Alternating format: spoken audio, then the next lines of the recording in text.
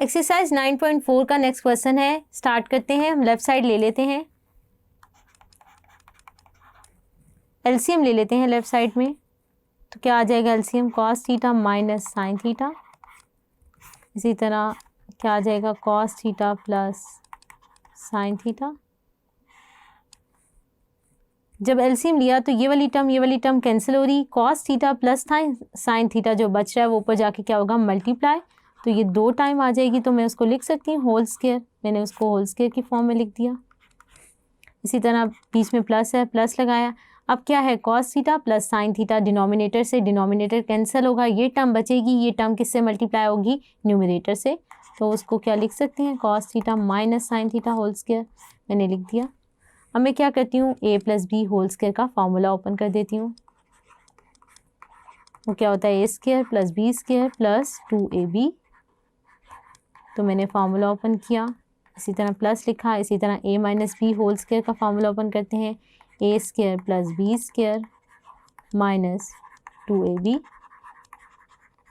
और डिनोमिनेटर में क्या आ रहा है? a minus b into a plus b. तो इसका फार्मूला ओपन कर लेते हैं।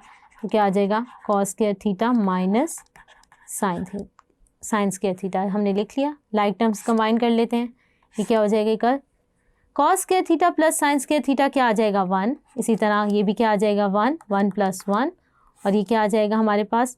अब हम क्या करते हैं? कॉस स्क्वायर थीटा की जगह हम वैल्यू पुट कर देते हैं 1 माइनस साइन स्क्वायर थीटा की, क्योंकि हमें पता है sine square theta plus cos square theta किसके बराबर होता है? 1। तो यहाँ से अगर हम कॉस स्क्वायर थीटा की वैल्यू निकाल लें तो क्या आ जाएगी? 1 माइनस साइन स्क्वायर थीटा। इसी को हमने यूज़ किया। मैंने क्या किया? कॉस स्क्वायर थीटा की वैल्यू पुट कर दी डिनोमिनेटर में। अब हम क्या करते हैं? ये क्या आ जाएगा? 2। और ये क्या बन जाएगा? 1 माइनस 2 साइन स्क्वायर थीटा। ये हमारे पास किसके बराबर आ गया है? राइट साइड के है। इसको हम लिख लेते हैं। तो हमारी डोमेन क्या हो जाएगी?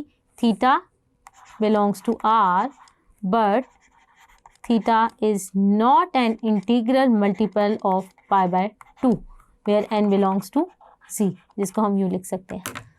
यहाँ पे theta is not equal to आएगा। होप सो आपको ये वाला क्वेश्चन समझ आया होगा। तो बच्चों आज हमने चैप्टर 9 को बहुत डिटेल में डिस्कस किया। इसके कॉन्सेप्ट, इसकी एक्सरसाइजेस को हमने जो है सॉल्व किया। तो मैं उम्मीद करती हूँ आपको ये वाला चैप्टर समझ आया होगा। अब तक के लिए अपनी इंस्ट्रक्टर समरा मकसूद को tutoria.pk से इजाज़त दीजिए। अल्लाह हाफिज़।